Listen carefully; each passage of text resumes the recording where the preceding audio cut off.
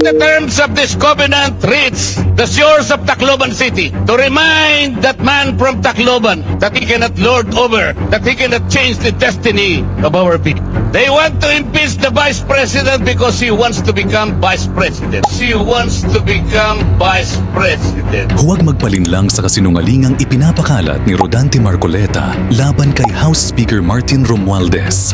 Ano ang katotohanan? Alamin natin. Ayon kay Marcoleta, ang mga ginagawa ni Speaker Romualdez ay para lang sa kanyang ambisyong maging vice-presidente. Pero teka, saan nanggaling ang alegasyong yan? Mismo si Speaker Romualdez na ang nagsabi, hindi siya tatakbo sa 2028 at ang focus niya ay ang trabaho niya ngayon bilang Speaker of the House. At kung titingnan natin ang kanyang mga ginagawa, malinaw na ito ay para sa bayan, hindi para sa sariling ambisyon. Pangalawa, sinasabi ni Marcoleta na ang budget reallocation para sa AKAP program ay nakakasama sa ibang programa ng gobyerno.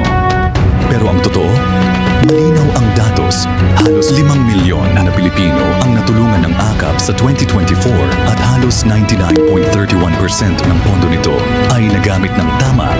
At hindi lang yan, 69% ng mga Pilipino ang sumusuporta sa pagpapatuloy ng programa. Ganito ka-epektibo ang AKAP. Pero bakit parang gusto itong sirain ni Marcoleta? Pangatlo, sinabi rin ni Marcoleta na walang napala ang Quadcom hearings, isang malaking kasinungalingan. Dahil sa mga investigasyong ito, nakapaghain ang Kongreso ng 5 mahahalagang batas laban sa Pogo crimes at EJ case. Kabilang dito ang pagdeklara sa EJ case bilang heinous crime at ang pagbabawal sa offshore gaming. Narito ang 5 mahahalagang batas na bunga ng Quadcom hearings. Anti-EJK Bill. Ginagawang heinous crime ang extrajudicial killings para mas mabigat ang parusa sa mga may sala. Pogo Ban Bill. Ipinagbabawal ang offshore gaming operations sa Pilipinas dahil sa kaugnay nitong krimen at money laundering. Human Trafficking Prevention Act. Mas pinalakas ang batas laban sa human trafficking para maprotektahan ang ating mga kababayan, lalo na ang mga OFW. Whistleblower Protection Act. Binibigyan ng proteksyon ang mga nagsasawalat ng katiwalian sa gobyerno. Police Accountability Act. Mas pinaigting ang pananagutan ng kapulisan para maiwasan ang pang-aabuso sa kapangyarihan. So kung walang nangyayari sa Quadcom hearings, bakit may mga batas na naipasa?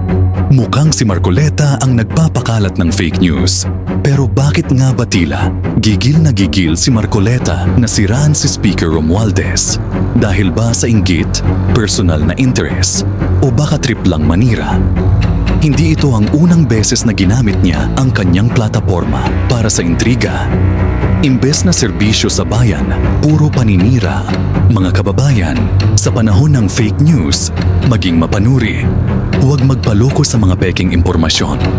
Alamin ang totoo at suportahan ang mga programang tunay na tumutulong sa taumbayan.